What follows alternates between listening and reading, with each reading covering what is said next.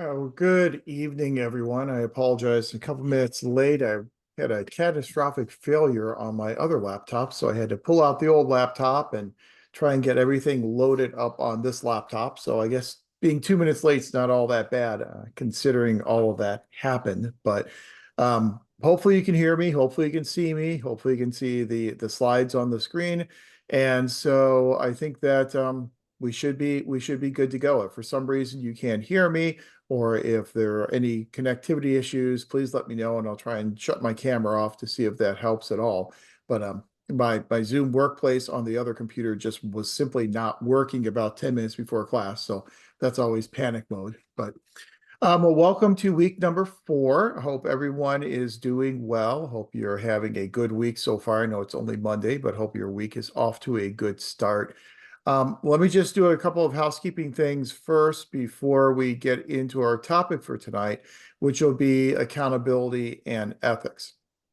So the first thing to mention is that, as you all probably know, you have the accountability and ethics paper that is coming due on September 22nd by midnight, which is next Sunday. In that paper, what you'll be doing is you'll be identifying an ethical issue that you are familiar with. It doesn't have to be an issue that you're personally involved in or an issue that you witnessed firsthand. It can be really any ethical issue that concerns a public official, a public organization, a nonprofit organization.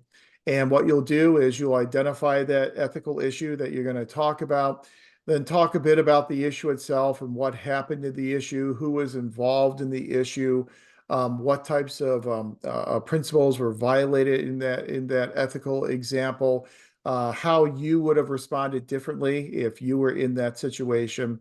And so it just allows you the opportunity to just explore an ethical issue. It can be at the federal level, at the state level, at the local level. Again, it's completely up to you. And it'll just give you an opportunity to kind of expand on this ethical issue and then to incorporate some of the information that we're covering tonight to help you then hopefully better address that issue. Let's see, there's a question from Skylar. Things are going by very quickly. Let me scroll back up here. Okay, and if multiple types of accountability are involved, should we explain all of them or choose whichever one applies the most? If all three of the types of accountability are involved, fiscal accountability, process accountability, and policy program accountability, then you can go ahead and discuss all of those if they're all involved. If two of them are involved, discuss those two. But you can also highlight, if one is more involved than the other, then you can always, talk about that as well. But yes, please do identify those. Let's see, if multiple types of accountability are involved, should we, okay, I already did that one. There you go. Yeah, Bell's, and we'll talk a little bit about Bell tonight. I think a lot of people have certainly lived through the Bell example, and that's certainly an example that's a tragic one, but it's a good one that you can certainly use. It can be a broad ethical issue, or it does have to be a specific real example. Those specific real examples, I think, tend to work better for this paper than just something more broadly. I think if it's a specific example that affected a specific organization or a specific individual or group of individuals, I think that usually works better for this type of paper assignment. I am also very flexible in terms of some of the parameters that I placed on the assignment in the syllabus. And so I believe the assignment parameters say 5 to 10 pages. That is just there kind of as a guide because people, and rightly so, always ask how long should this paper be? If you can address all 4 of those major points and you can do it in less than 5 pages, that's great. We're all about being concise and being parsimonious, so that's absolutely fine. If it's a much more elaborate, much more layered type of issue, it's going to take you more than 10 pages. I'm not going to stop reading at 10 pages. And so just however long it takes you to address those 4 points in the assignment will certainly be good enough. So you don't have to worry too much about adhering to those page guidelines. The other thing that I'll also be flexible on, it's in terms of the number of peer-reviewed journal articles. I think in the assignment parameters, it says something to the effect of 10 peer-reviewed articles. Now, depending upon the ethical issue that you're discussing, it may be very hard to find 10 peer-reviewed journal articles focusing on that ethical issue itself. And so if you don't have 10 articles, I'm not going to deduct points if you're under 10. Just make sure that with the sources that you're using, please do make sure that they are trustworthy, credible sources, but you don't have to scramble around to get to 10. If you have 4 or 5 and they apply to the issue that you're discussing, that's going to be absolutely fine. I am much more interested in the quality of the assignment as opposed to the quantity of sources you're using or the quantity of pages you're turning in. I'm much more interested in the quality of the assignment. So let's make sure that you hit on each of those 4 requirements spelled out in the assignment requirements in the syllabus. As long as you address all 4 of those requirements, then you will be in good shape. Do make sure to proofread the paper. For your resources, any resources you're using, please do make sure to use APA formatting. I'm not going to deduct points necessarily if you don't italicize the journal title or if you capitalize each of the words in an article title. I'm not necessarily going to deduct a lot of points for that, but I think that we covered it when we talked about the week 2 posting that you did when you identified 5 journal articles. We kind of talked about how to go about APA and the kind of nuances, if you will, and the quirks in APA 7th edition. But trying to abide by APA, but I'm not going to be a big stickler on that. But please do make sure you proofread the paper. Any other questions or clarifications on that paper assignments? This is coming due very, very soon. Okay. As you are working on that paper this week, if any issues emerge, feel free to send me an email and I'm more than happy to answer any of those questions. Also tonight in the second half of class, I have it scheduled for us to do some breakout rooms. And in those breakout rooms, we'll do an exercise very similar to what you were doing in the paper. So kind of stimulate your thinking about some ethical issues that you might want to consider using as the topic for your paper. So hopefully the breakout rooms will help you start writing your paper. Then also, in addition to this accountability and ethics paper, you then also have another Canvas essay that's coming due. I believe it's Canvas essay number 4. That one also looks at accountability and ethics. And so in that one, what you'll be doing is comparing public sector versus private sector ethics. Tonight, we'll talk a lot about what we call the ethical shock of ethical upgrade. As people move from the private sector into the public sector, they are sometimes shocked by the ethical regulations, the numbers of rules and different procedures that they have to follow. And sometimes that shock of ethical upgrade could actually deter some people from making that move from the private to the public sector. So in this Canvas essay, you'll talk about some of those differences in private sector versus public sector ethics. What are some of the implications of having higher ethical standards in the public sector as compared to in private corporations? What does that mean in terms of the likelihood of someone to join the public service? What does it mean in terms of being effective and being creative and innovative in what we do as public administrators? Discuss some of the challenges that and how to overcome some of the challenges in implementing these higher ethical standards. We'll talk tonight about some of the obstacles that we have to overcome in order to implement these higher ethical standards in public and nonprofit organizations. And so you're also going to be talking about how to overcome some of those obstacles. Okay. Let's see. Something in texture could be the other way around as well. We're coming from public and going into private. Could be shocked by lack of rules and regulations. Yeah, absolutely. If anyone that's ever gone from a public sector organization into a private sector organization, you'll notice that lack of rules and regulations that you had to follow in the public sector. So you're absolutely right. It is very much that two-way street between the two sectors. So again, you've got your paper assignment that's due for next week on Sunday, and then you also have your Canvas essay number 4. As always, responding to my initial prompt and then responding to 2 of your classmates. I've already gone through and read Canvas essay number 3. I haven't provided feedback on every single post. I was kind of limited this week in my ability to do that, but I really want to get grades back to you. Everyone did very well on Canvas essay number 3. So the approach you used on numbers 1, 2, and 3, just continue using that approach moving forward, and you'll be absolutely fine then on Canvas essay 4, and then the Canvas essays as we move forward throughout the course. We are in week 4, which is kind of hard to believe. It means that after this week, we're now officially one half of the way through our unusual semester together. So we are an abbreviated semester, an 8-week semester. So we're halfway through after this week. So do be mindful that as we continue through our final 4 weeks of the course, you then have these other assignments that are coming due as well. You have your multimedia assignment. We can talk more about that one next week once you get through this paper assignment. Then we'll talk more about that assignment. Then the final assessment assignment that's coming due then as well at the end of the class. So assignments start to move a little bit quicker in the second half of the class than they did, obviously, in the first 4 weeks of the course. So tonight, what I have planned is kind of do that lecture lab type of orientation that I like. We haven't really had a chance to do that much yet here in this class. But in the first half of class, we'll talk about accountability and ethics in the public and nonprofit sectors. Then when we're done with that, we will take a break. Then after the break, we'll come back and we'll get into our breakout rooms. And then we'll go through this assignment I have for us in our breakout rooms.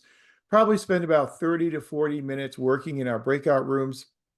Then we'll reconvene as a class. Each room should select a spokesperson, and then the spokesperson can then share what each room came up with. And then we'll kind of see the similarities and differences in the thinking between our different rooms. We are a very large group, obviously. I think we have 36 people in here so far tonight. So I don't want to have a ton of groups because we have a ton of breakout rooms. Sometimes it gets a little difficult to manage. So I think what we'll probably do is do maybe 4 breakout rooms, 8 or 9 people in each one of those rooms. And I think that'll probably work pretty well for what we want to do in the second half of class. And then once we're done with all that, then we may get out a little bit early tonight. If we get out early tonight, then we'll just reserve the rest of the time tonight for you to start working on your accountability and ethics paper that's due on Sunday.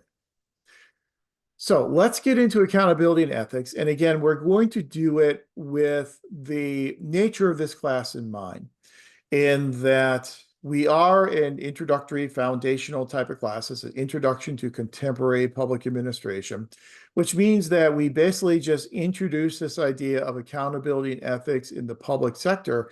And then in future courses in the program, you will then get more and more of a taste of accountability and ethics. So tonight is just creating the basic foundational understanding of accountability in the public sector that you can then build on in your future courses. So we're not going to get into a lot of the granular details in ethics and accountability, just kind of introduce the topic, get that tip of the iceberg from that 30,000-foot type of level. So I think we all have a very good sense of what accountability is in the public sector.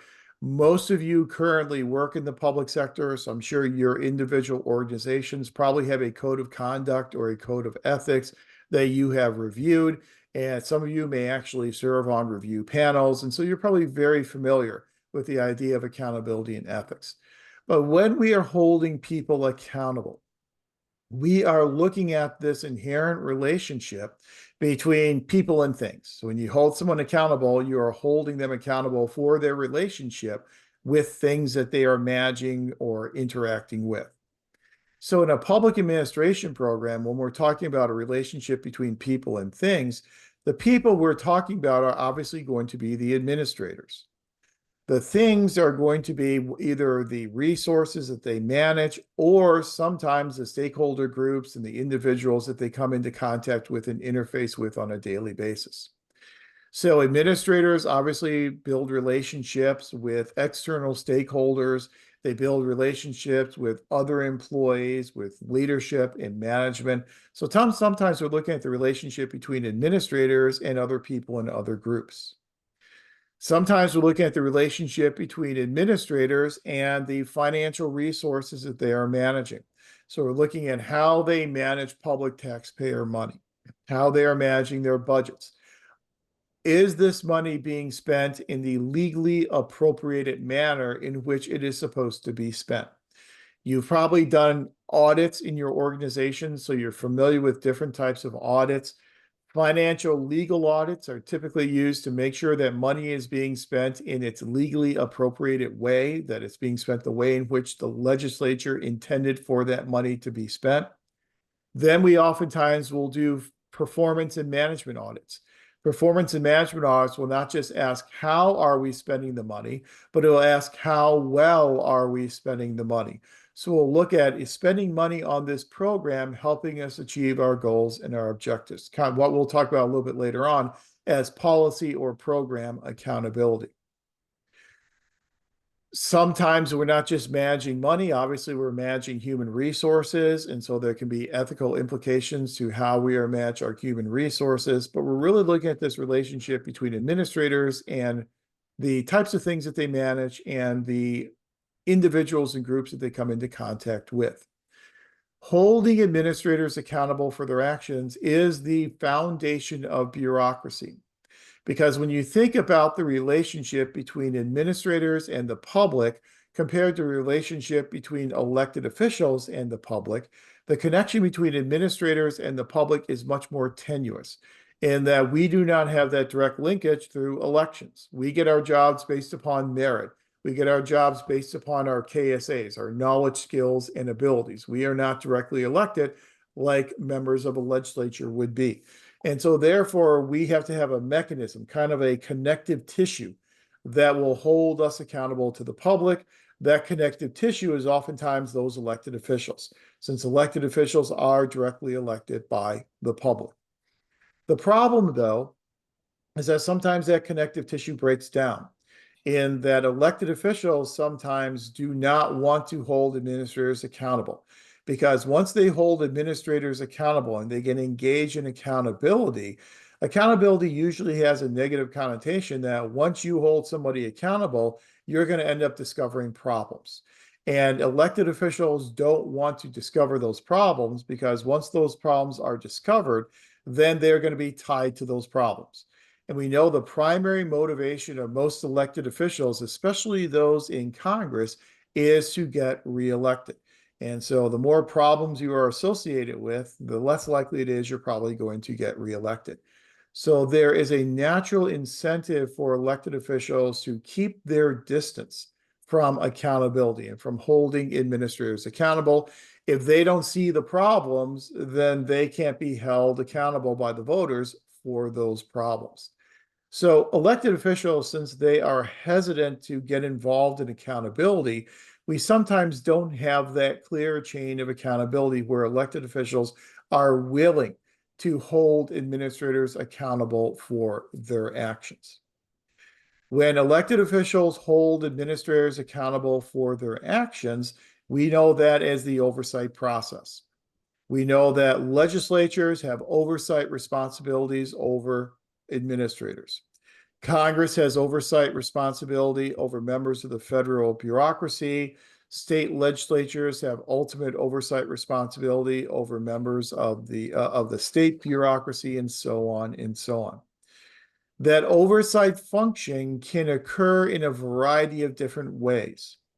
One way the oversight function can occur is oversight by legislative review committees. So a legislative review committee can call in an administrator or call in members of an agency to come before them and testify as part of this oversight function. And we see that happen all the time. Usually you don't have to issue a subpoena because they're members of the federal bureaucracy, so they will come willingly. Usually they'll come willingly because they know they have to be politically responsive. Being politically responsive is one of the primary values of public administration. They know if they can provide this information to elected officials, then elected officials may be more likely to loosen up those purse strings and provide them with more appropriations. But legislative review committees conduct a lot of this oversight over federal agencies and departments. The second way in which Congress conducts oversight is through the appropriations process. Now, if you know about the public budgeting process, you know that at the federal level, we basically have two tracks to the federal budget. We have what's called an appropriations process and what's called an authorization process. The appropriation process is for discretionary spending. So any types of programs that Congress has direct control over, where Congress can directly increase or decrease spending on those programs, those are referred to as discretionary spending programs, and those discretionary programs go through the appropriations process. So the House and Senate Appropriations Committee, and there's an Appropriations Committee in the House and the Senate. Each of those appropriations committees will have 12 separate subcommittees. Each one of those 12 subcommittees will have a different area of guaranteed jurisdiction. So you'll have a House subcommittee on appropriations for health and human services, one for agriculture, one for defense, and so on and so on. Each of those subcommittees will then conduct hearings and markup of their respective appropriation bills. And during that hearing and markup process, they will call in members from those departments to come and testify in that appropriations process. Then when those 12 appropriation bills get passed up by the subcommittees up to the parent appropriation committee, then the parent appropriation committee in the House and the Senate will then go through their own markup and revisions type of a process where they will again conduct oversight through holding these appropriations hearings. And so there's a lot of that oversight that's done through the appropriations process. As we always say, Congress's primary power is the power of the purse strings. So Congress can tighten up the purse strings or loosen up the purse strings depending upon what their policy priorities are and the relationships that they have formed with these different departments and these different agencies.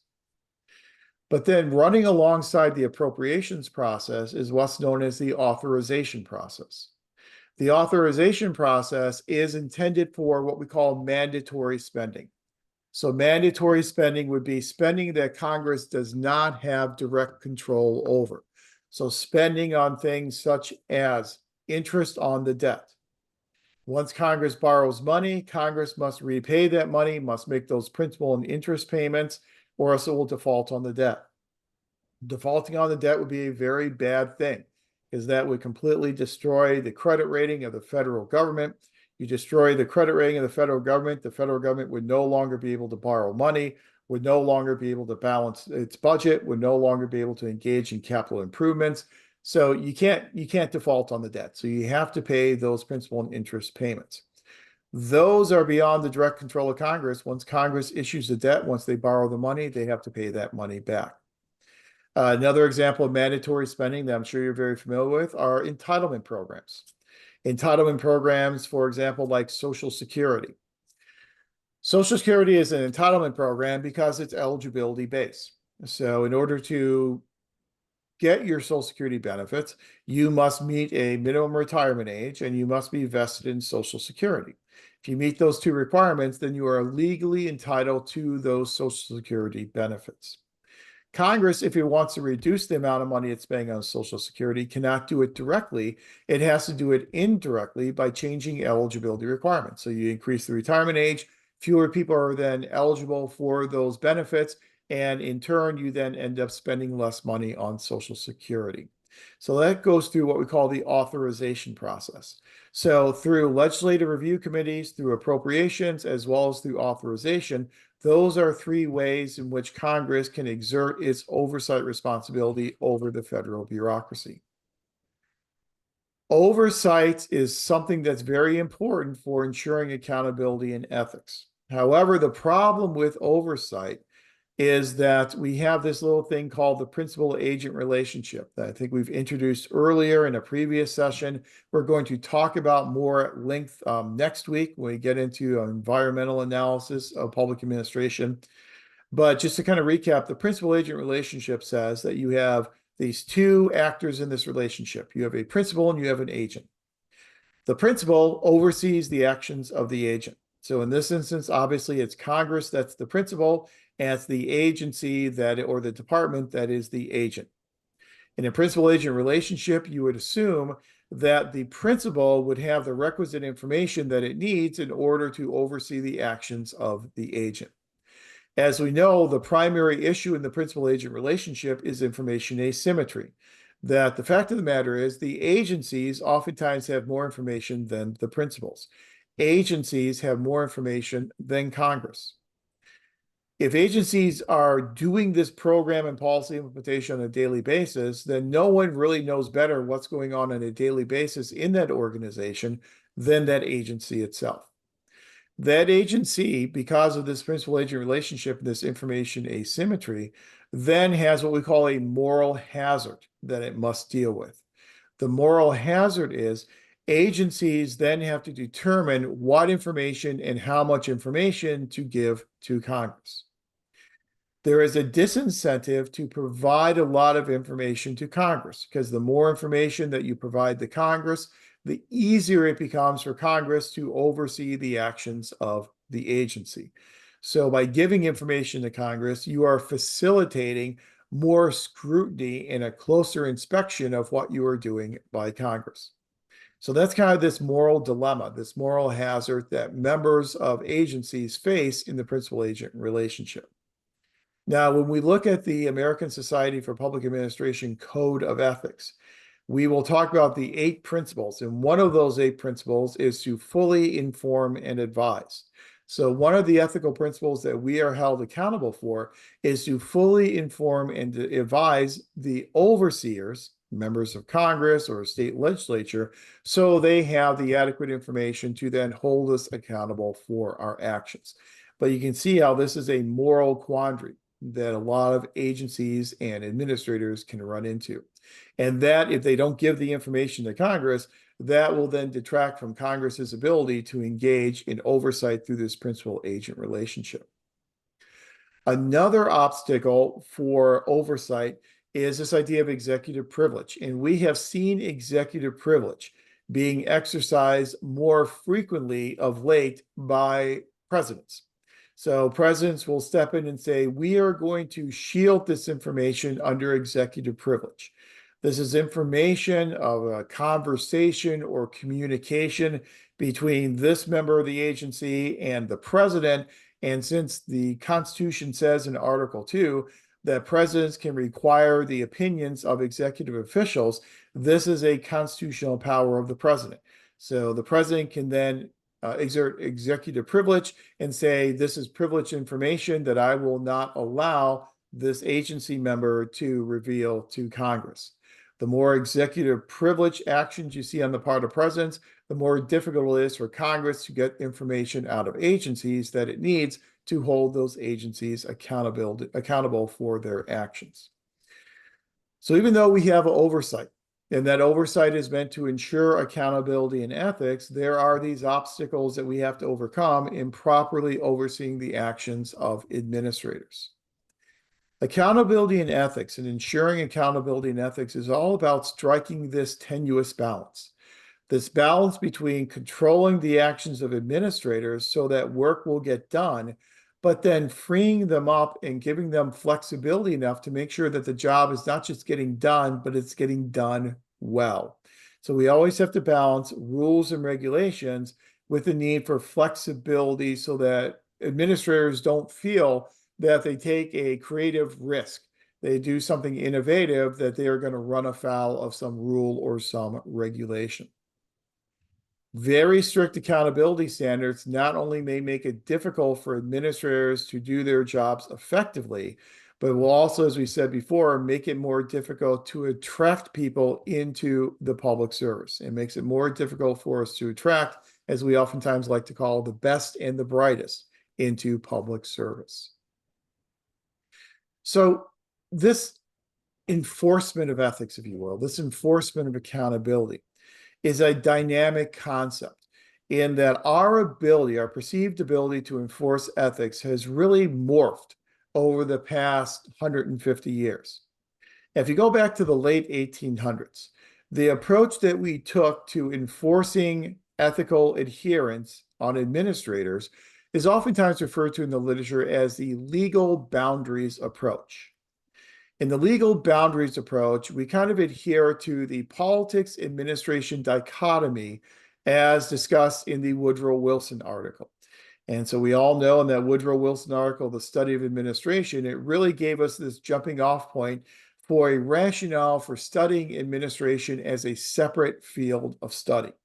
It really gave us the framework for a discipline of public administration. And the way in which Wilson made that argument is, if we want to make government more efficient, what we need to do is separate politics from administration. Once you separate politics out of administration, then you can study administration in order to better do what he called the business of government, because you make it look and act a lot more like a business once you've taken politics out of it. So then we can borrow those innovations from England and from these other civil service systems around the world and apply them to our administrative structure. So we draw this line between the political world and the administrative world. Now, when you draw that line between the political and the administrative world, it gives you these legal boundaries that you can use for identifying what is considered ethical and what is considered to be unethical behavior. So if you have administrators who cross that line, you have administrators who start playing in the political world, that can be considered to be unethical because they have now crossed over from the administrative side into the political side. So you kind of had this nice little barrier between the two worlds, this nice little legal boundary that would give us a pretty clear-cut definition of what types of actions are considered ethical versus what are considered unethical. If they're remaining within the administrative realm, chances are they're acting more ethically. If they cross over to the political realm, that's where they could run the risk of engaging in unethical actions and behaviors. But as we also know from a discussion a couple of weeks ago, that this politics administration dichotomy is certainly not absolute.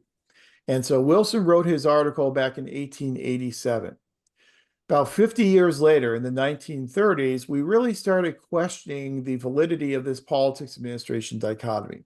And people like John Gauss, as early as 1936, started talking about how there really isn't this distinction, that the laws that are written on the political side by the elected officials are oftentimes not terribly clear, and they're impossible to translate into action.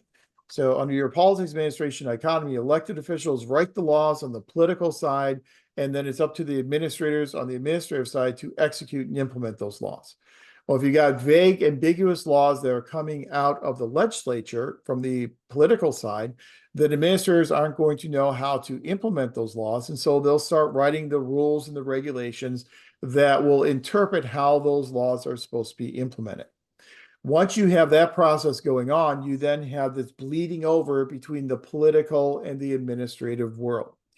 And so as early as the 1930s, we realized there really wasn't this true distinction between politics and administration. And so when you have a blurring of the lines, it becomes much more difficult for you to say, this action is unethical, this action is ethical, just because one was done in the political world versus one that was done in the administrative world, because those two worlds really are not separate from each other. And so sometimes we refer to that era, beginning in the 1930s, as the era of the political challenges, recognizing that it's challenging for us to separate politics and administration. Actually, it's really impossible for us to separate those two worlds. So it becomes much more difficult for us to say, yes, this is universally ethical, this is universally unethical. So it becomes a much more difficult approach to trying to ensure ethics and accountability. Today, we recognize that it's even more difficult than it was in the 1930s and the 1940s. And today, we recognize that our application of ethics and accountability really is much more contextual in nature than what we were led to believe back in the legal boundaries approach of the politics administration dichotomy. We've come to realize that there is no one single professional norm that can really be applied to every single public agency, because each public organization has its own unique culture. And as we talk about the development of the public administration literature, one of the schools of thought that we'll spend a good deal of time talking about is organization culture. And we'll talk about how the School of Organization Culture postulates that every organization has its own unique set of norms, expectations, and behaviors, its own culture. And so, since each organization has its own culture and its own expected set of norms and behaviors, it's probably going to need its own code of conduct, its own code of ethics, and that is what we have seen today. In the Obama administration required that every federal agency and every federal department develop its own Office of Inspector General, or OIG. So every federal entity has to have its own Office of Inspector General. And one of the reasons for that was this recognition that every organization operates differently. Every organization kind of has its own organizational culture. So the moral of the story here, I love the so what question. So what? The answer to the so what question is that ensuring ethical adherence has become very messy today. There's not one single standard that can be applied completely across the board. Every organization is a little bit different depending upon its mission, its goals, its primary functions, whether it's engaged in direct administration or indirect administration. It really does depend, which gets me to my favorite answer, which is it depends. Monica in Texas, do you think it's easier for a new person to adapt to that set culture or for an already set culture to adapt to something new? Great question. I think it's much easier for a new person to adapt to a culture than to have an already established organization culture change. And that's a really important point. Changing organization cultures is very difficult. It's a very gradual, protracted process. And it's also a process that for a leader will require a lot of political capital. If you are a new leader who comes into an organization that already has a set culture, and you try to embed a new culture into that organization through either primary or secondary or tertiary embedding mechanisms, it's going to eat up a lot of your goodwill. A lot of leaders come in and they have a honeymoon period of time. That honeymoon period of time could be gone very, very quickly if you try and embed a new culture that is very much different than the existing culture. It takes a long time, it takes a lot of work, and it takes really strong leadership skills to really embed a new culture into an organization. In my time, in my university, I've been there 24 years now. I have lived through 7 different dean administrations in 24 years. I had to count them up. I'd lose count after a while, but 7 in 24 years. Usually, dean administrations last on average about 3 to 4 years. And one of the reasons for that is that deans come in with all these great ideas that they're going to embed into the culture. They run headfirst into an existing culture, and a tenured faculty who really have their heels dug into the ground and are very resistant to it. And they kind of, try and push that rock up the hill for a few years until they get frustrated and realize that it's just not getting over that hill. And then they look for greener pastures. And so I think that's really difficult to embed a new culture into an organization. I think that's a great point. So thank you for that, Maka. It's a great point to make. So the way in which we've tried to implement ethics in the public sector certainly has changed over the years. It's become a much more contextual, much muddier, if you will, process of ensuring ethics. And now today we see individual organizations develop their own code of conduct.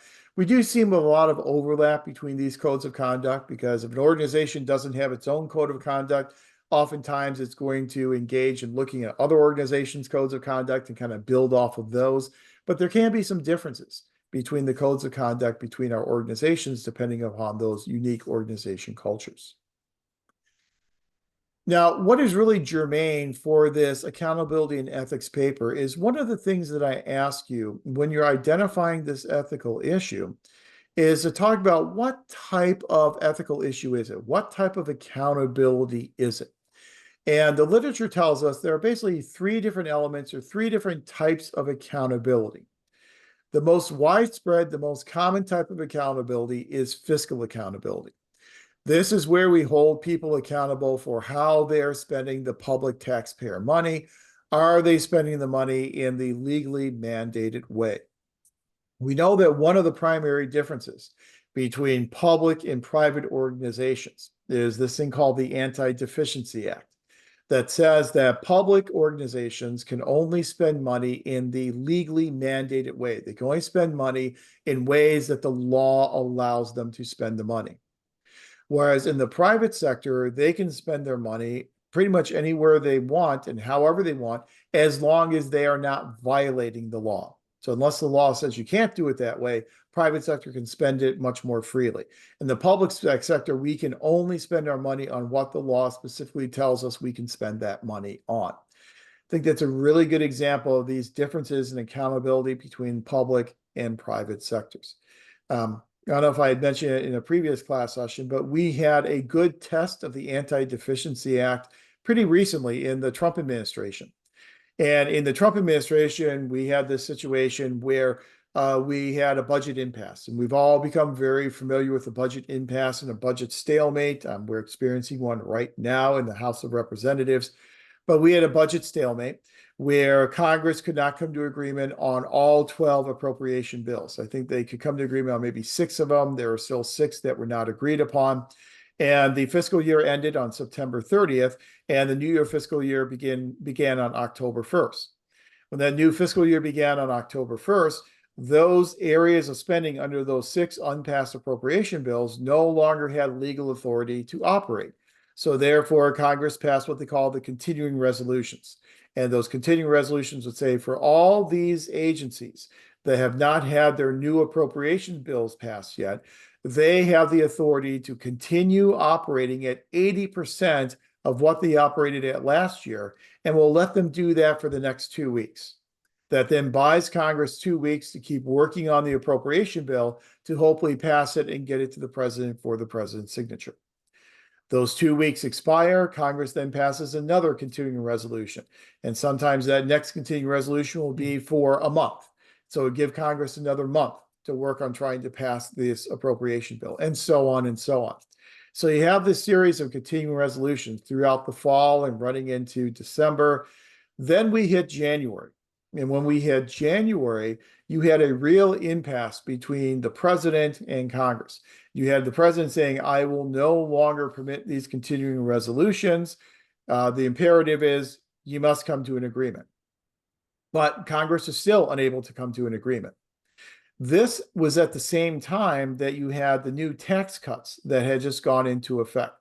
The Tax Cuts and Jobs Act, this landmark piece of tax legislation passed in the Trump administration that changed tax rates. It eliminated exemptions. It placed a limitation on the SALT, the state and local tax deduction limited to $10,000, created some additional deductions.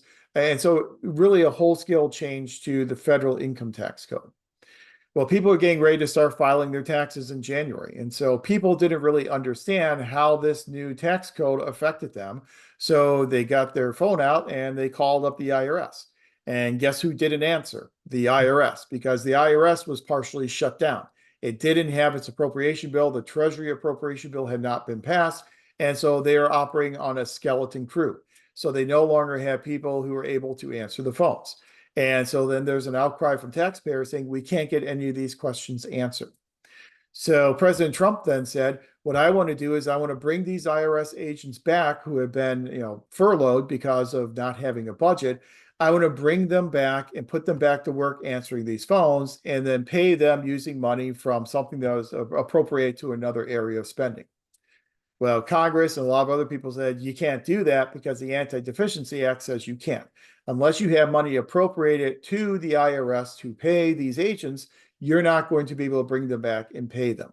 And then the other option was, well, we'll bring them back. We won't pay them. We'll just work them and then we'll pay them in the future. Well, you can't do that either. You can't work people without giving them pay. And so that was basically the end of that attempt because it was a violation of the Anti-Deficiency Act.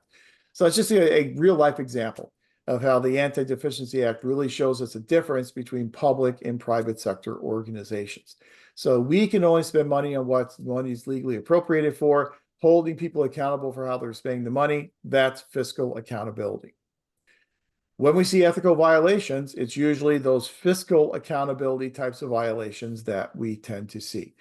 People having a conflict of interest and trying to use their public office resources for private gain, perhaps contracting, giving contracts to friends and family members for financial gain.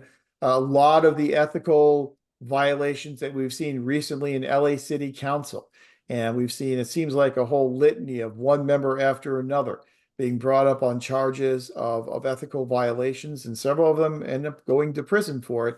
A lot of those fell within this fiscal accountability type of accountability. A second type of accountability is process accountability. Process accountability is concerned with how agencies are performing their tasks on a daily basis. You can really think about this as a focus on implementation.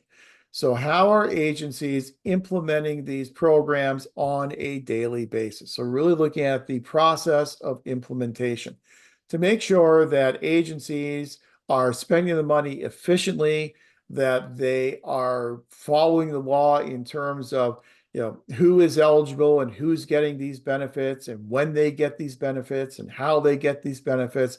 So it really looks at the process of policy implementation. Then the third type of accountability is sometimes called policy accountability, sometimes it's called program accountability. It depends upon whether you're managing a policy or a program, but it's really concerned with whether a public policy or public program is achieving its purpose as defined in law. In other words, we are looking at, is this program, how well is this program accomplishing its stated goals? So whenever a program is created or a policy is created, there will be goals attached to those programs and those policies. So how well are we making progress toward the achievement of those stated goals? So holding administrators accountable for achieving these goals and having the desired impact and consequences on beneficiaries is a type of accountability called program or policy accountability. So when you were thinking about the ethics example that you were using in your paper, think about, does this deal directly with money and how money is being spent? Does it deal with a process of implementing a policy or a program? Or is it holding the public sector accountable for achieving the goals, stated goals in that program or that policy? Admittedly, the vast majority of the violations that you're probably going to be looking at will probably primarily fall into that first category of fiscal accountability. You think about examples like Bob Menendez at the federal level, standing trial for bribery and corruption. Now, a lot of the underlying charges there fall directly in fiscal accountability. All those gold bars that he allegedly received, or I guess he was found guilty, wasn't he? Or I haven't really kept up on it in the past few weeks, but that he had these gold bars that he received, a new car that his wife received, to allegedly then be a foreign agent for the nation of Egypt. Those are all financial benefits that he was allegedly accruing. Another example is the prominent example is George Santos taking and misdirecting campaign money to use for a variety of sundry types of things we won't get into. That's an example, again, of fiscal accountability. This is a good question from Monica in Texas. If there is no clear guidance process to follow, is that an ethical violation or concern? That's a great question. According to an organization's code of conduct, if the code of conduct is silent on that, then it won't be the organization's rules that will carry the day, but there could be state laws that prohibit that, and there could be federal laws that prohibit that as well. And certainly that would be something that would be prohibited under the ASPA code of conduct. When you think about at the state level, we have state level regulations about things such as conflicts of interest.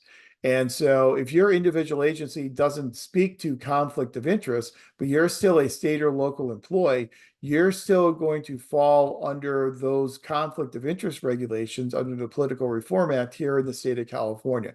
So even though it's not in your organization's code of conduct, it is something that could still very well be covered under state or federal law. So, but that's a good question, because sometimes these organizational codes of conduct are not terribly specific, and there are a lot of loopholes that you can kind of drive a truck through.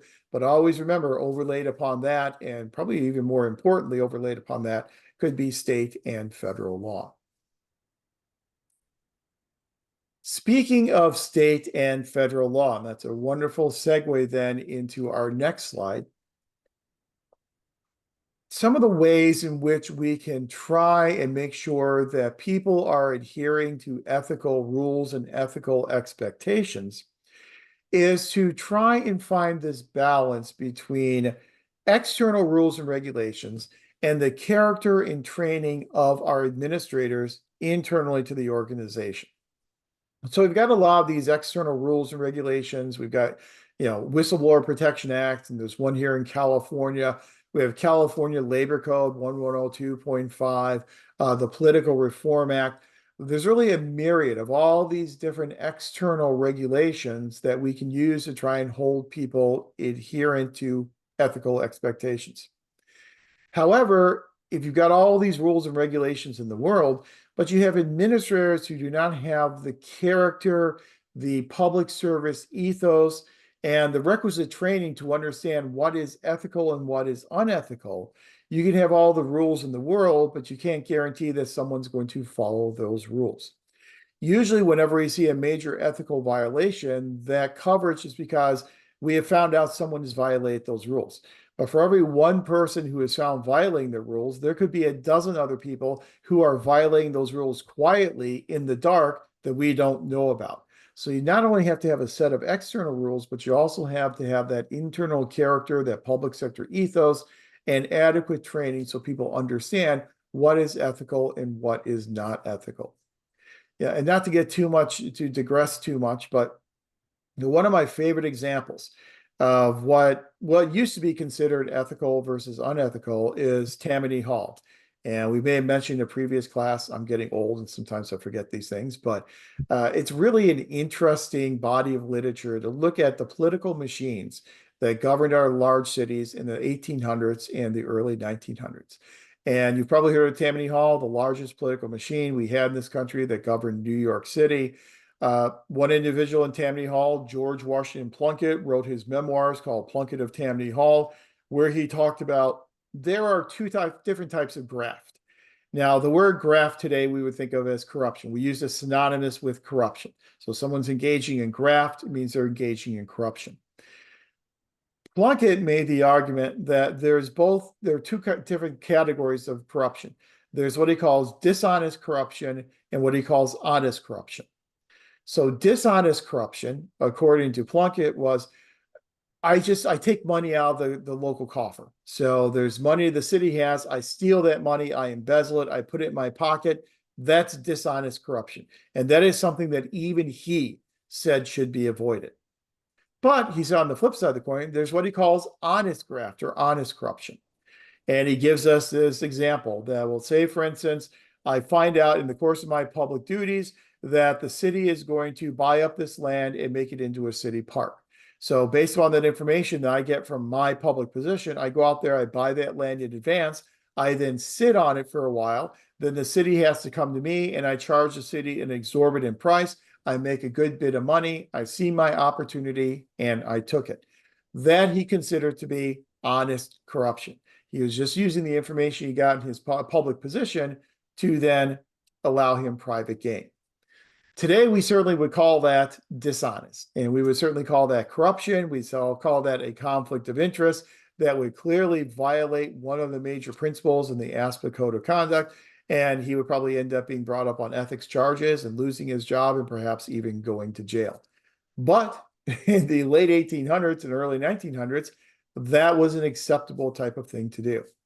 Today, if we saw an employee engaging in that type of corruption, then we as employees would probably have the responsibility to blow the whistle on that type of corruption. It's important for us, in order to make sure that people are following these external regulations, that you have others in the organization who feel comfortable enough and protected enough to blow the whistle on those violations, to bring those violations to light. Because again, for every one person that gets caught, there could be 12 other people doing the exact same thing. But if we're not empowered and protected people in the organization to blow the whistle, to be what we call the voice of ethics, people who blow the whistle in their organizations are known as the voice of ethics. We want them to stay in those organizations, because if they will stay in those organizations, they will continue to be the voice of ethical adherence, and they will continue to point out these ethical violations, these illegal, sometimes illegal activities. If we don't protect them, then they're going to exit the organization. And if they leave the organization, that does us absolutely no good. because oftentimes to see these ethical violations, we have to be within the organization itself. We have to have eyes within the organization. These people exit, we have now lost eyes within the organization. So it became very clear very early on at both the federal as well as here in the state of California that we needed to legislate whistleblower protections. So we needed to protect people who disclose these ethical violations. We needed to protect them from retaliation and retribution. So at the federal level, we got the Whistleblower Protection Act. Whistleblower Protection Act today is about 34 odd years old. It's been reauthorized multiple times over the years, but that Whistleblower Act protects federal officials when they blow the whistle. Here in California, we have a similar act called the California Whistleblower Protection Act, which does some similar things here in California. Here in California, the whistleblower protections kind of run through the state auditor's office and the state attorney general. So what will happen is if someone blows the whistle, that claim will then go to the state auditor's office. The state auditor will then investigate that claim and then refer that claim to the attorney general for implementation, basically for the attorney general then to implement the remedies and to stop the retaliation. So it's the attorney general who really has the legal standing to be able to enforce these anti-retaliatory measures. The state auditor is the one who really does that preliminary investigation and then refers it to the attorney general's office. At the federal level, if you're a federal employee, you mostly blow the whistle to what's called the Office of Special Counsel. And the Office of Special Counsel is an independent investigatory agency, which is now independent. When it was first created back in 1978, it was within the Merit Systems Protection Board. In 1990, it was given independent status. And so you would blow the whistle to the Office of Special Counsel. You could also blow the whistle to members of Congress if you wanted to. You could blow the whistle to the Merit System Protection Board if you chose to do that. If you felt comfortable enough, you could blow the whistle to managers and to leadership within your organization, to your agency's Office of Inspector General office that every agency has. Some people feel more comfortable going directly to the media, but there are lots of ways to blow the whistle. The primary administrative route is through the Office of Special Counsel. Office of Special Counsel will then investigate that claim. And if they find that there is merit to this whistleblower claim, that yes, indeed, there were ethical violations and that this whistleblower is facing retaliation. So the agency or whoever the whistle was blown on has decided, I'm going to demote this person. I am going to reduce this person's hours. I'm going to give this person poor performance evaluations. I'm going to deny this person professional development opportunities. Those are all considered to be retaliatory efforts against a whistleblower. OSC would say, yes, our investigation has found that these retaliatory efforts have occurred, would then give it over to the Merit System Protection Board. Merit System Protection Board would then go in with the remedies. And so the Merit System Protection Board could provide a variety of remedies to the whistleblower, things such as giving them back pay if they were dismissed from their position, back pay if they were demoted to a lower paying position. All those types of things are remedies that can be provided to those whistleblowers to try and make those whistleblowers whole. And so those whistleblowers will feel comfortable staying within their organizations and then hopefully blowing the whistle on any future ethical violations as well. I have put links, and we're not going to go to it right now, but I have put links into the slides if you are interested. I've got a link there for a fact sheet on the Federal Whistleblower Protection Act. I also have a link there to the California State Auditor site that describes the California Whistleblower Protection Act. I didn't link it, but if you want to see a lot more details in terms of some of the ethical prohibitions against things like conflict of interest for agency officials, you can find that under California Labor Code 1102.5. Then what I've also done here is I've also linked for you what's called the Political Reform Act here in California, as well as an ethics guide that's produced by the Institution for Local Government. Again, we're not going to go there for the sake of time, but I've provided those links. You can go and take a look at those at your leisure. The Political Reform Act here in California was passed in 1974. And the Political Reform Act from 1974 empowers the Fair Political Practices Commission, otherwise known as the FPPC, with investigating ethical violations, not just for elected officials, but also for candidates, as well as for what's termed agency officials. And so the definition of an agency official in the Political Reform Act is essentially any official who works in any public agency at the state or the local level that has decision-making authority over an issue within the jurisdiction of that area. So if you are a public administrator and you have some type of decision-making authority, for instance, over contracting and awarding contracts, you are then covered under that conflict of interest section of the Political Reform Act. So a lot of people think when they hear Political Reform Act, it only deals with candidates and campaign donations and things like that. But there is a portion of the Political Reform Act that talks about agency officials and limitations on things such as conflict of interest, receiving gain for your own private benefit using public resources. Those types of things are included in the Political Reform Act. And again, the Fair Political Practices Commission is the state commission that is charged with enforcing all those provisions within the Political Reform Act. And as I said, that last link there, this ethics guide, it's produced by the Institute for Local Government here in California. It's a very lengthy guide, but it provides a lot more details on some specific examples of ethical violations and some of the reporting mechanisms for those, and then some of the remedies that are also attached to any of those, to rectify any of those ethical violations. But the really important part of this is that in order to ensure ethical adherence, we really have to balance both all these types of ethical rules and guidelines with having administrators who really value public interest over private interest and really have the requisite training to understand where that ethical line is, and then endeavor to not only not cross that line, but to stay as far away from that line as possible. And we've seen a lot of ethical violations at the federal, the state, and the local level. As an elected official for 6 years, I got to witness firsthand some of these ethical violations. And one of my colleagues actually ended up being charged with a couple of felonies for misappropriation of funds when he double billed his employer for a trip that was paid for by the school district and tried to get compensation reimbursement from both the school district as well as from his employer. And his employer happened to be another educational organization. And so at the university college level. And so actually got charged with a couple of felonies and I think pled no contest. I don't think he did any jail time, but I do think he got community service. And then, once you are a felon, then you are prohibited from running for public office in the future if that felony dealt with a violation of public trust.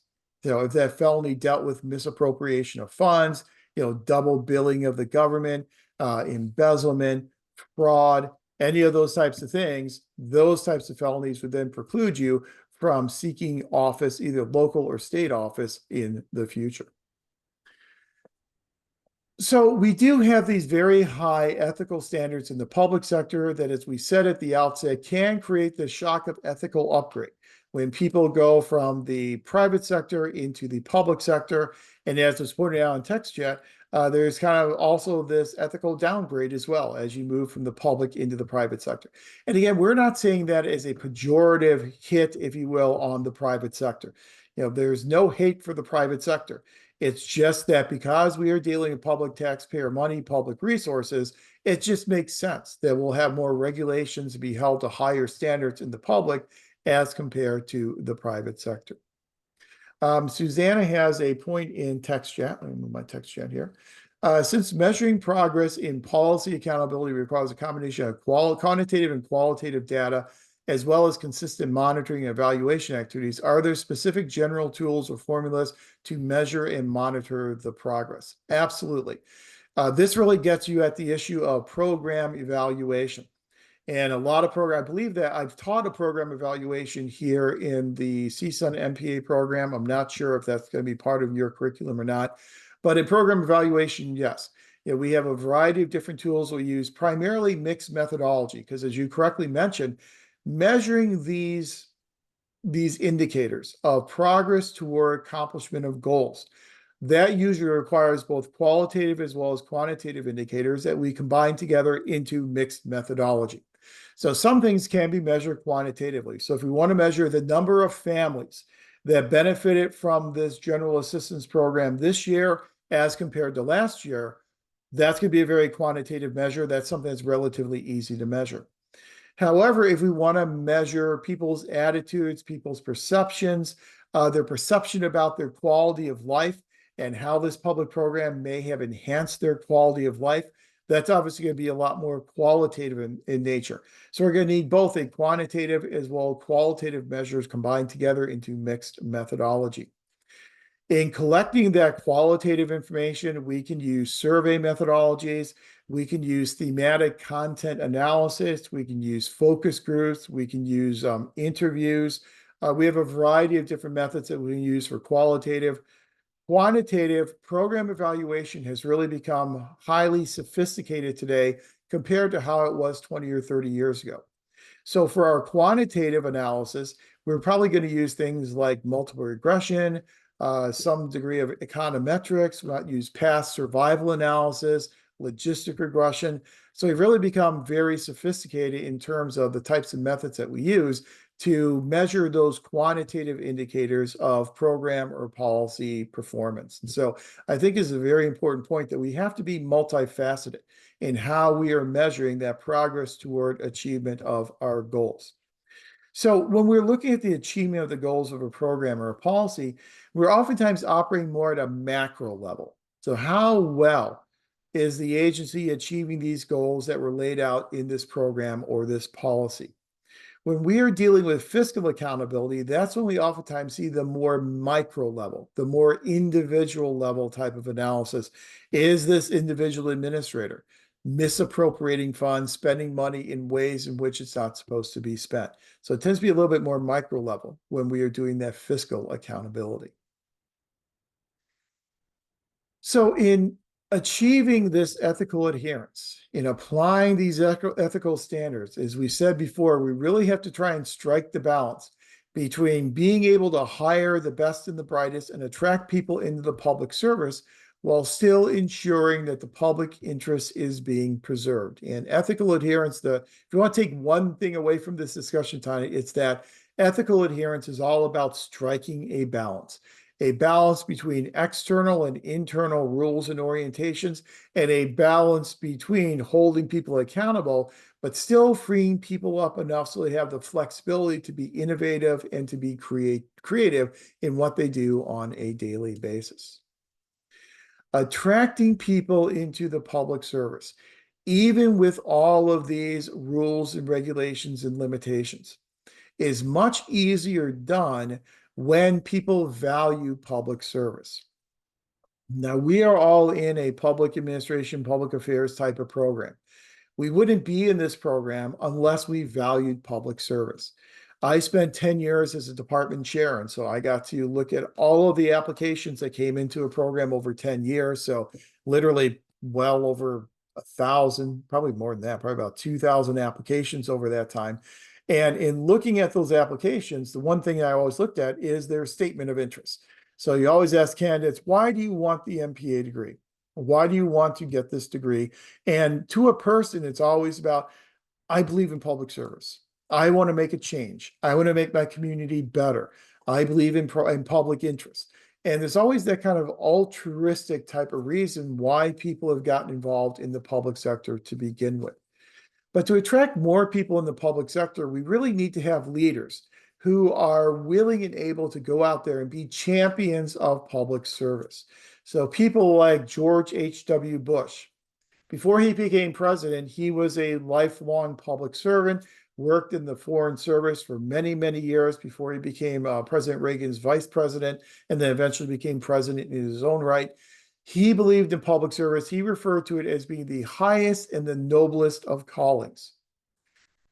President Obama, when he ran in 2008, said that his goal was to try and make government and public service cool again. When you have leaders who champion the public service, it's much easier to recruit the best and brightest into the public service. When you have leaders who don't champion the public service, that's when it becomes very, very difficult for us to do so. People need to understand that the public service is not only very important, it's also very complicated. And it can certainly be a fulfilling vocation because of the potential to impact the lives of everyone in society. Because again, when you think about government, when you think about administration, touches every single aspect of everyday life for every single American. So this is kind of what Charles Goodsell argued to us back in the 1970s in his case for bureaucracy, that we need to make the case for the bureaucracy. We need to demonstrate to people why it is so important, why government work is so important, why it is so valued, and that will then help us attract the best and the brightest, irrespective of all these limitations and all these rules and regulations. So it is difficult to ensure ethical adherence when we are working in different organizations that have different cultures and ostensibly different codes of conduct. Fortunately for us as public administrators, we do have one organization's code of conduct that binds us together, and that's the American Society for Public Administration. So regardless of whether we are an engineer, or if you are a financial analyst, or if you are an HR professional, when you're working in a public organization, you are a public administrator. And so the American Society for Public Administration gives us 8 different principles that we need to abide by as public administrators. The first one is to serve in the public interest. Promote the interests of the public and put service to the public above service to oneself. This is clearly something that George Washington Plunkett did not do in his time in Tammany Hall in New York City. So we need to put public interest above our own private interest. Secondly, we need to uphold the Constitution and the law. I know we spent part of one class, I guess it was last week, seems like a year ago, but I guess it was last week, talking about the Constitution and our system of American government. We are required as administrators to respect and support government constitutions and laws while seeking to improve laws and policies to promote the public good. We have qualified immunity, which means that if we're acting within the parameters of our position in our organization, and we are endeavoring not to violate the constitutional rights of people we come into contact with, then we have immunity from prosecution. But to respect and support constitutions and to not violate people's constitutional rights, we must first know the Constitution. And so I hope you've had a chance to go back and refresh your memory about what the Constitution says, especially the first 10 amendments of the Constitution and this whole idea of incorporation and which of these rights are rights against protected against federal government action and how they've then been incorporated to include protections against state and local action as well. The third principle is to promote democratic participation. This can admittedly be a tough one. Inform the public and encourage active engagement in governance. Be open, transparent, and responsive, and respect and assist all persons in their dealings with public organizations. This also has a nice segue or nice connection, if you will, to Charles Goodsell. I just mentioned his case for bureaucracy. Because the other argument that Goodsell makes is the reason why people hold government organizations in such low regard is because of a negative experience that they've had with those organizations. So they may have had 10 experiences, 9 of them good and 1 of them bad, but that one bad experience is going to color their view of government organizations and public service. So what we need to do is we need to help people in their dealings with our organizations. People oftentimes don't know which organization to contact, even which level of government to contact when they have an issue or they have a concern. If parents want to have a stop sign and a crossing guard on a city street, they go to the school board. The school board has nothing whatsoever to do with that. The school board can request that the city do a traffic study the same way that an individual citizen can request that traffic study. But the school board, the school district has absolutely no control over it because those crossing guards are employed by the city. That street is a city street. So therefore, it's a city requirement, but they don't know that they need to go to the city. So we need to help them with their dealings with government and public organizations.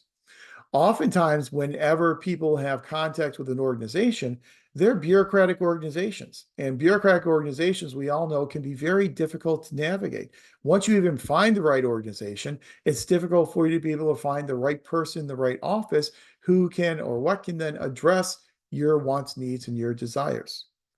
Yeah, and actually, I was watching a trial, and the prosecutors mentioned that they had qualified immunity.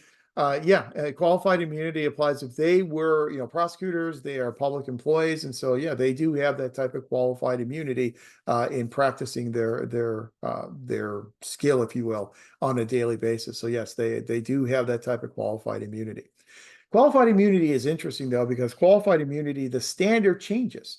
It's kind of a slippery little thing in that what was considered qualified immunity 10 years ago may not be considered as much qualified immunity today. And one of the things that really helps determine whether or not someone has qualified immunity is the amount of time that they have to make a decision. So if you think about a situation where you have a law enforcement officer and it's a life or death situation, and so they believe that a crime is being committed in this private residence. And so without a search warrant, what you would normally think is a violation of Fourth Amendment, they go into the house because they think a crime is occurring. They made that split-second decision. They may be protected under qualified immunity because even though that could technically be a violation of the Fourth Amendment, they had to make a decision for public safety. And so making that decision in that instant may provide you a little bit more protection. However, you think about a case like the Gonzalez versus Trevino case that was just decided by the Supreme Court, or technically decided, they basically punted it back down to the lower court. But in that case, when the police department arrested this city council person, they had a lot of time to think about it. While that person sat in jail, they had time to think about, well, is this a violation of this person's right to privacy? Is this a violation of their Fourth Amendment? Is this a violation of their Fifth Amendment protections? They had not only hours, but they had days and up to a week to think about it. When you have that much time to think about it and consider it, then the standard becomes much higher, and you may not necessarily have the same qualified immunity protections as you would have if it was a life and death moment being made at a given instant. And so this is something that courts are really struggling with, not just the Supreme Court, but lower courts as well. And that's the reason why the Supreme Court has kicked it back down to lower courts to kind of think about that issue of, what is the period of time that would still provide you with these qualified immunity protections. Also, to promote democratic participation, we are supposed to inform the public and encourage their active engagement in governance. We know, as we'll see in our next slide, and you're probably aware of this, we have a Brown Act in this state. And the Brown Act requires that our meetings are open, that they are public meetings, and that those open public meetings, you have to provide time for public comment. And so most agencies, city councils, most boards will provide maybe 2 or 3 minutes for each citizen to then get up and address the board on either an agenda or a non-agenda item. So that is allowing people to participate and engage in their own governance. We know that if you have a very hot button item on the agenda and you have hundreds of people there who want to speak on that item, you may not have the time to be able to allow every single individual to speak. That could take 5 or 6 hours just in and of itself in order to have everyone have their say. And so there can be some limitations that you have to place on this type of active engagement. Strengthening social equity. This is one of the primary values that underpins public administration, along with our more traditional values of efficiency, effectiveness, political responsiveness, representative bureaucracy, protection of individual rights. Social equity is really one that has risen to prominence in the new public administration. And this is one of the values that we really place a primary emphasis upon. To treat all persons with fairness, justice, and equality, and respect individual differences, rights, and freedoms, promote affirmative action and other initiatives to reduce unfairness, injustice, inequality in society. So strengthening social equity is one of the primary elements of our expected behavior in our ASPA Code of Conduct. Fifth one, fully inform and advise. And this one is going to get us to the idea of the principal-agent relationship. Provide accurate, honest, comprehensive, and timely information and advice to elected and appointed officials and governing board members and to staff members in your organization. Even though providing this information, fully informing and advising may make it easier for them to hold us accountable for our actions, this is something that we need to do. This kind of eliminates that moral hazard of what we're going to withhold the information to then protect ourselves from oversight down the road. Demonstrate personal integrity, adhere to the highest standards of conduct to inspire public confidence and trust in public service. This speaks to what's called the expository role of public managers and leaders. As Mark Moore tells us, we have an expository role in that we need to be role models. If we can role model integrity and high standards of conduct, that will then help the public believe more in not only us as administrators, but in governmental organizations as well. To promote ethical organizations, strive to attain the highest standards of ethics, stewardship, and public service in organizations that serve the public. So we want to try and make our organizations ethical organizations. Whether that means changing the organization culture, as we had talked about earlier, whether it means revising or completely replacing your organization's code of conduct, we need to work toward making our organizations more ethical. And then number 8, to advance professional excellence, to strengthen personal capabilities to act competently and ethically and encourage the professional development of others. That last clause can be somewhat difficult. To encourage the professional development of others. Sometimes information is viewed as being a resource in organizations. If you're the only one who knows how to do a job, that information is power, and that's kind of protection for you in your job. But when we think about the organization as a whole, it's important for us to encourage the professional development of others so that we can create these succession plans, so that as we continue with the graying of the workforce and we continue to have traditionalists, baby boomers who are retiring and moving out of our organizations, as we have Gen Xers who are getting closer to retirement age and starting to think about moving out of their organizations, we need to be willing to encourage the professional development of others so they have the requisite skill and training to then move into these leadership positions. That's what will help us deal with what's been known for years as the retirement tsunami. That really hasn't been as much of a tsunami as has been kind of a gentle wave over the past 20 years. But that wave has really certainly accelerated post-COVID. That people, once they went through the COVID pandemic, some people thought, I don't want to work in these agencies anymore. I want to go out there and, start my own business. So I want to go out there and, be an artist or whatever they want to do. And they've been leaving their organizations. And so we are starting to see more of an uptick in terms of this retirement tsunami. Here in California, we know that we really do value openness and transparency. And we know that compared to a lot of other states, we have a lot more rules and regulations that require us to do the public's business in the public. The Brown Act that we've already mentioned requires that meetings need to be conducted in public. So your city council meetings, your school board meetings, your regional water district meetings, those need to be held in public. When they're held in public, you need to have a time for public comment, public participation. We have to publish our agendas and then adhere to those agendas. So those agendas must be published at least 72 hours in advance. And then during those meetings, that city council can only discuss and take action on those items that are on the agenda. Purpose for that is the agenda signals the public, here are the types of issues that this body will be talking about. If you're interested in these issues, then you can come to the meeting and participate in that discussion, or at least participate in public comments. If we start talking about issues that are not on the agenda, then the public does not have notice that these issues are going to be talked about. So we have to publish our agenda 72 hours in advance, unless it's a special meeting or an emergency meeting. That's a shorter time. That's a 24-hour period of time. But typically a regular meeting has to be published 72 hours in advance. All these issues under the jurisdiction have to be discussed in open session, with the exception of a handful of issues that can be reserved for closed session. So issues such as personnel issues can be done in closed session for privacy reasons.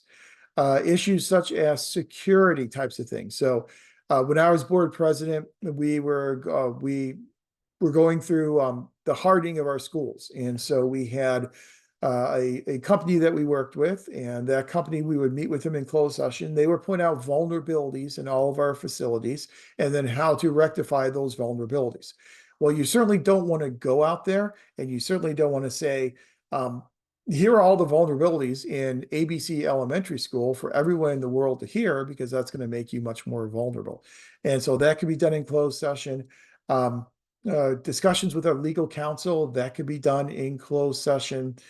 To a degree, if we are dealing with surplus property in terms of talking about surplus property, the very beginning stage of that can oftentimes be done in closed session, but then the declaration of it as surplus property, that has to be done in open session. And you cannot start in closed session. You have to go in open session first. You can then go into closed or executive session, but you cannot start in closed or executive session. Tyler has a question here. Are there any requirements for what might constitute an emergency meeting? Absolutely. And the Brown Act is very clear on what is an emergency meeting.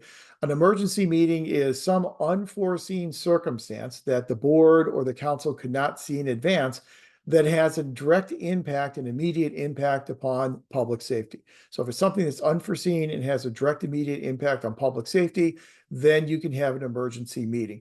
Those emergency meetings don't have to be noticed because they are emergencies, but if you do have an emergency meeting and you call the emergency meeting without noticing it, you're going to get a lot of scrutiny from people. So you better make sure it's an unforeseen circumstance that has an immediate direct impact upon public safety. If you're doing a special meeting, it's a 24-hour notice. If you're doing a regular public meeting, it's a 72-hour notice. And so the Brown Act is pretty specific on those types of things. If it's a regular meeting, it has to be done in public if a majority of the legislative body is going to be in attendance. So if you have 5 city council members, 3 of them are going to be in attendance, that's going to have to be agendized as an open meeting. Now, this has led to some consternation among legislative bodies like city council, school boards, and similar, in that there is an exemption in the Brown Act for ceremonial. So any purely ceremonial function, you can have all 5 members of your city council at a ceremonial function. So for instance, if you have things such as an opening of a new school, and so we have an opening, we opened a new school when I was on the board, and we had a ceremony, ribbon cutting for opening of the new school. All 5 board members could be there because there's no discussion of school district issues or decisions being made. It's purely ceremonial. There's also an exemption in there for if you're going to conferences. And so once per year, our board would go to the California School Boards Association conference, either in San Diego or up in San Francisco. All 5 of us could go to that because it was conference attendance. Now, the stipulation there is while we were at that conference, we could not enter into discussions and debate about issues within the jurisdiction of the district. That would then end up being a violation of the Brown Act. And yeah, and during COVID, we saw a lot of these changes to the Brown Act that were made, changes that allowed for teleconferencing. And in the past, before COVID, if I wasn't going to be in a board meeting, if I wanted to attend the meeting remotely, and so I did a lot of site visits for NASPA. And so I'd be like in Michigan at the same time we were having a school board meeting. I still want to attend the meeting. I want to do it virtually. Under the Brown Act, what I would have to do is we would have to put that on the agenda that I was attending from this location and include the address in Michigan where I was attending from. And then in the hotel where I was going to attend the meeting from, I had to contact the hotel manager in advance, ask them to put a notice up on the door saying that the school board meeting for this school board is being held on this day and this time, and you can attend this from this room. And they gave me a conference room in the hotel. And so anyone could just come into that conference room and sit down and listen to the meeting. That's a requirement that used to be under the Brown Act. That has been loosened because of COVID. And so now members can actually attend via teleconference. And I've seen that happen more and more in recent board meetings. So there have been a lot of those types of changes and amendments. But the Brown Act really does provide us with this requirement that meetings need to be open so people can then participate in the business of the people. We also have requirements here. I know I'm running a little long here, so I'll wrap this up quickly. We also have requirements here for public records. And so we have a Public Records Request Act, California Public Records Act, that allows for the public to request governmental records that are responsive to an issue. So if you have a member of the public who has a question about a contractor and contracts that have been provided to that contractor, they can then submit a public records request. That public records request could then say, I would like to request all of the documents over the past 5 years that deal with this specific contractor or this specific contract. The agency then has 10 days to respond. Doesn't mean they have 10 days to provide all the documentation. Gathering this documentation may take a long time, especially if you have like 5 years that you have to find. So within 10 days, you have to respond and say, thank you, we have received this request. We are compiling the information. We expect to be able to have the information available to you within 21 days or whatever the case may be. And that would then be legally allowed under the California Public Records Act. Members of city councils, members of school boards have to be very careful that the San Jose case says that even your personal devices are discoverable. And so if you have a cell phone and you receive your personal cell phone, you receive communication from another board member or communication from the city manager on a responsive issue that's responsive to this public records request, you would have to give that information up. If you don't have any information that is responsive on your cell phone, the city will probably ask you to sign a legal affidavit where you attest under penalties of perjury that you don't have any responsive information on your personal device. If you're in a reportable position, you then also have to fill out a conflict of interest form, a Form 700. All elected officials, for the most part, have to do a Form 700. Some administrators have to as well. So for instance, in the Cal State system, administrators that are what we call MPPs, those have to be in reportable positions. They have to fill out these Form 700s as well. Form 700s, you have to report any potential conflict of interest. And so you don't have to report your primary residence, but if you have any investment properties, you have to report those. If you are gaining any income from employers that are located within your jurisdiction, that's a potential conflict of interest. If you own any stock in any companies that could be doing business with your district or your city, that would be something that's reportable on Form 700 as well. If people don't file their Form 700, then there are fees, there are fines that can be applied, and those fines are pretty much immediate, and those fines are not really very appealable either. You can appeal them, but chances are the appeal will be denied. I know I've gone a little long here, so just to really quickly wrap this up with one last slide. The moral here is that accountability in the public sector really does require striking a balance. It requires to not only strike a balance between external and internal rules and orientations, it also requires us striking a balance between holding administrators responsible for their action while at the same time freeing them up to make good decisions, to make our organizations and our policies and our programs as effective as possible. We also have to balance holding people accountable with the ability to attract the best and the brightest into the public service. I think the important thing here is to recognize that it's not all about rules and regulations.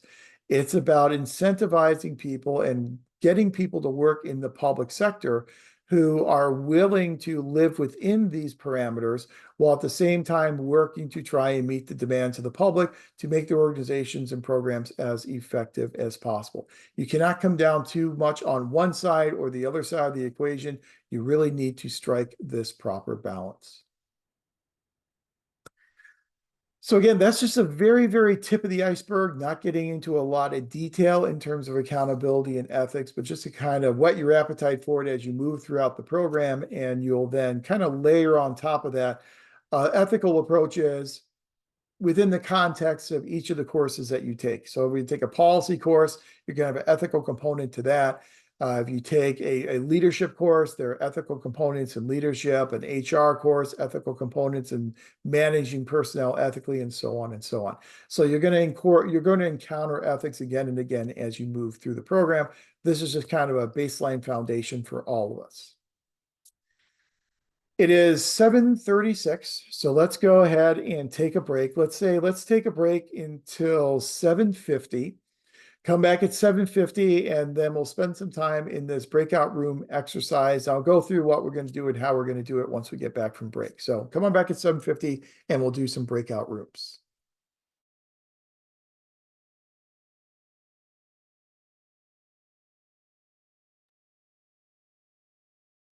All right, everyone, welcome back. Hope you had a good, albeit very brief break. Now we'll do our breakout group exercise. I think you've listened to me talk more than enough for tonight, and so I thought it'd be a good chance to allow you the opportunity to work together and to talk a bit. So what I've done is I've created 4 groups. I know it means we'll probably have about 9 or so in each group. Yeah, about 9, maybe 10. And so what I'm asking each group to do is to consider a recent example of an ethical violation in the public or the nonprofit sector. This could be at the federal level, the state level, the local level. It's completely up to you. It could be something very high profile. It could be something that's maybe not quite as high profile at the local level. It's completely your choice. So as a group, agree on one example of an ethical violation and then give a very brief discussion of what happened in this situation, make it as brief as possible, what ethical principles the group feels were violated by this ethical violation, and then how the group would have addressed the problem differently. And so what could you have done or would you have done to address this ethical violation differently than it was addressed in real life? If each group could select a spokesperson, because what we'll do is we'll spend about half an hour working on this in our groups, then we will reconvene as a class. Each group will have a spokesperson who will then share out the answers to those questions for their group, and we'll see what similarities and differences we have and what types of ethical problems the group selected to focus on. I will give you a time warning, and so we have 5 minutes left in our group work. I'll post that into each breakout group and say 5 minutes remaining. Then I'll give you a 2-minute warning.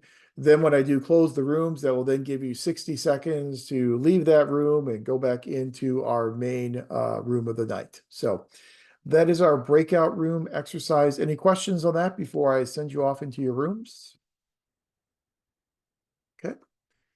Then I will open the room so you can go to your assigned room. Like I said, we'll spend about half an hour working groups, then we'll come back together as a class. So the rooms are now open.